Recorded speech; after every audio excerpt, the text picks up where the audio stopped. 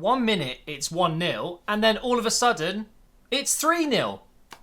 Welcome to Operation Arsenal, guys. Big day today, of course. It is FIFA 20 release day. I've already uploaded my first episode, so make sure you check that out after this video. But let's talk about the game today. 3-0 against Frankfurt. Kind of out of nowhere. Let me just move this window over here. That's really confusing me. So, yeah, as I was just saying, it's 1-0. And I've been making notes and I've been playing a bit of FIFA 20 on the side. And next thing I know, it's like, oh, it's 2-0. Oh, it's 3-0.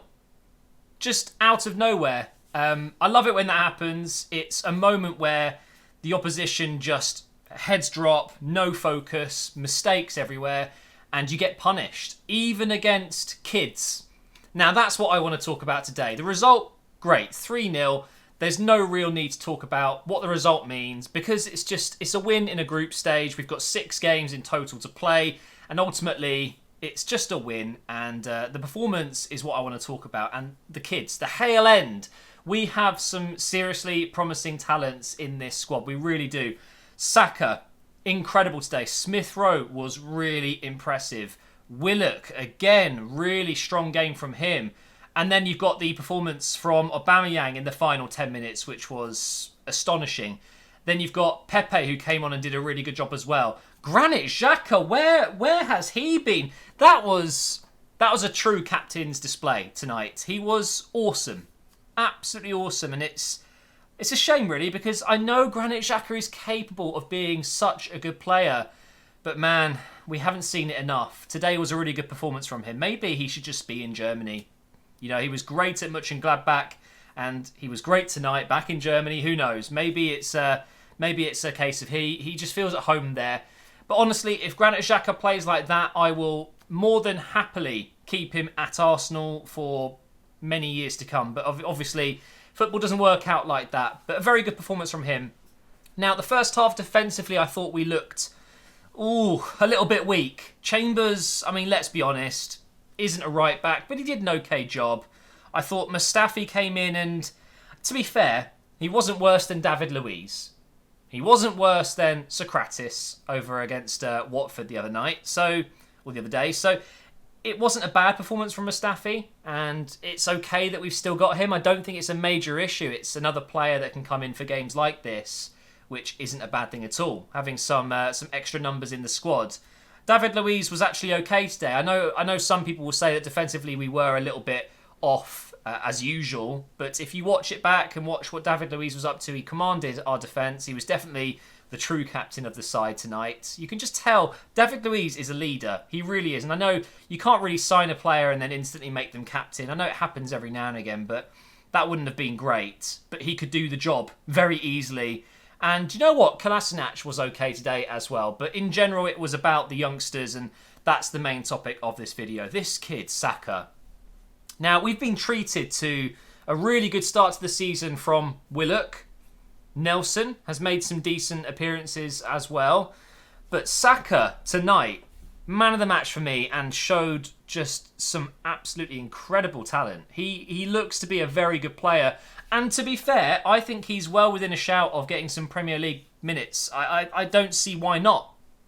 Sure, he may not be mentally at the very top of his game. Of course he's not. He's so young and fragile, and all it would take is a bad game to knock his confidence. But you've got to start from somewhere, and it just feels like that was such a good performance against a very good side. Frankfurt haven't lost at home in the Europa League for a long time, and I know their team isn't as strong as it was last year with Jovic and Haller, however you say his name.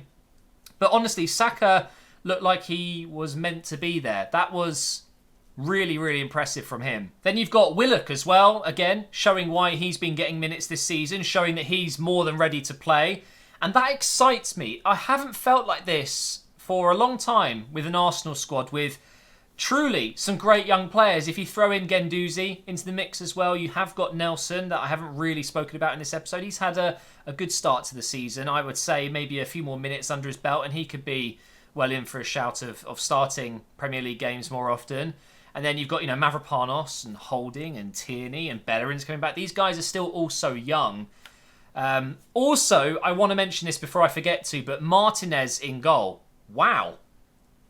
I mean, I can kind of see why he's been given another chance. You know, this guy's been out on loan consistently for a while now, and he's been given a chance to be back up to Leno this season. And boy, he took his chance and arguably didn't put a foot wrong. Honestly, some of the saves he made, although we could have easily scored 3 or 4 tonight, more than we scored, we could have also conceded quite a few goals as well. So really impressed with Martinez, and obviously with a weaker defence in front of the keeper, you're just piling on the pressure as the game goes on. We do face a lot of shots. We saw it against Watford. That was ridiculous. 31 shots we faced. I mean, that's unheard of. Really is. At this level, you know, a top 6, kind of top 6, I guess, club like Arsenal should not be facing so many shots. And clearly defensively, we haven't been tight. We haven't been tight enough at all. It's been terrible. So it's good that if Leno picks up an injury, we do have a keeper like Martinez who can step in and do a decent job. He isn't going to be 80 rated on FIFA anytime soon, but he did really well tonight, and that's good because he will play all the Europa League games. So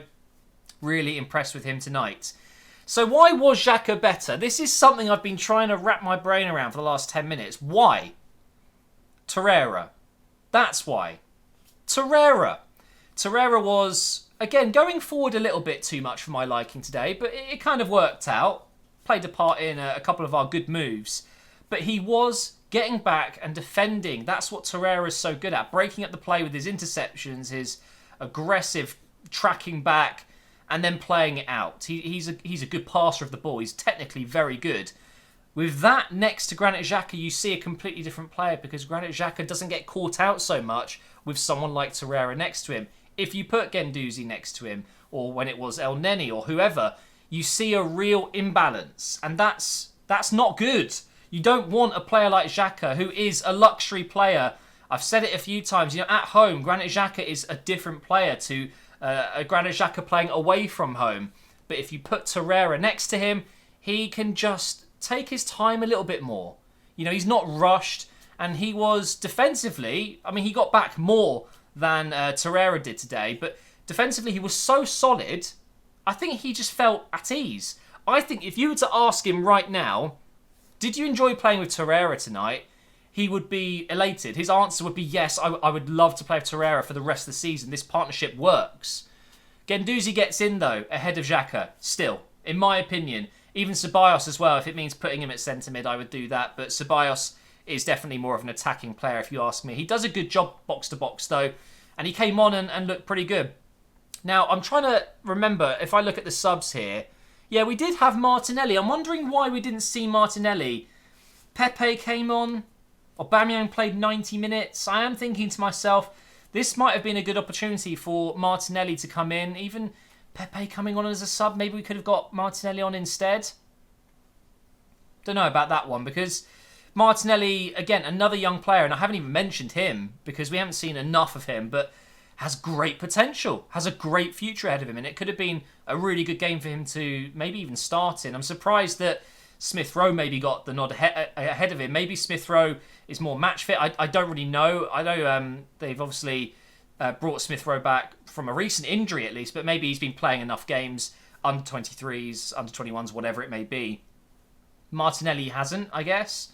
I will look into that a little bit more. How many times has Martinelli played outside of the first team? Because I want to see him. I want to see him on the pitch, and I'm sure we will throughout this Europa League tournament. He will get his minutes for sure. But now, I expect Saka to be starting these Europa League games. I would like maybe Martinelli to play up front, because now that Lacazette's out, Aubameyang playing every game. The guy's 30 years old. He's not as young as he used to be, and that's a little bit concerning. I know he's fit. He won't run out of energy, maybe, but I just worry about injuries. And if he does get overly tired, when we need him most, he might not be fully fit. So maybe Martinelli gets into the side that way until Lacazette is back at least. Now, also, something I want to talk about. Mesut Ozil. I haven't seen a reason why he's not there. So maybe you guys could let me know in the comments. Maybe I missed it. But this is getting annoying now. Why is Mesut Ozil never playing? He came back in the last game. Why not start him today? Give him some more minutes. Get him a run in this team. He's a world-class player, and he doesn't get into the team enough. I don't know what it is. He hasn't even travelled. I mean, has he travelled but just not made it into the starting? I have no idea what's going on with Mesut Ozil. And that blows my mind. He's our highest paid player. Highest profile player behind maybe Aubameyang. Lacazette's up there as well. But Mesut Ozil, man, where is he? It makes absolutely no sense to me. But clearly there's something I don't know. Maybe I've missed it. Maybe he's got another illness. Or maybe picked up a slight injury in training or whatever. But that frustrates me to no end. We've got a player that's so capable, yet he's not playing. And he's on so much money. The amount of money we're spending on Mesut Ozil is pretty laughable. Now, in our group, of course, we've got Standard Liège from Belgium, and we've got a team, is it Vitoria? Something like that from Portugal, and Standard Liège were winning 1-0 last time I checked, so I'm pretty sure that stayed 1-0. It was 93rd minute, I think, so that means that Standard Liège probably are, I mean, based off that result, you would expect Standard Liège to be slightly better than the Portuguese side. They will be, I'm hoping, the team that we don't trip up against, because who knows, they might be the dark horses of this group. I think that Frankfurt will obviously be second favourites behind Arsenal, but after beating them in the first game, who knows what's going to happen. I would absolutely love it if we could win this group without even dropping a point, but that maybe is a lot to ask. So that's it for this video. It wasn't the best game ever up until the 80th minute or so, but still enjoyed it. And even though I've been very distracted today with FIFA 20 coming out and obviously starting my Arsenal career mode, I still really enjoyed it and I wanted to do a match review. So thank you for watching. Make sure you check out the Arsenal career mode. It went up just a couple of hours ago on the channel, so make sure you do check it out. Thanks for watching, and I will see you next time.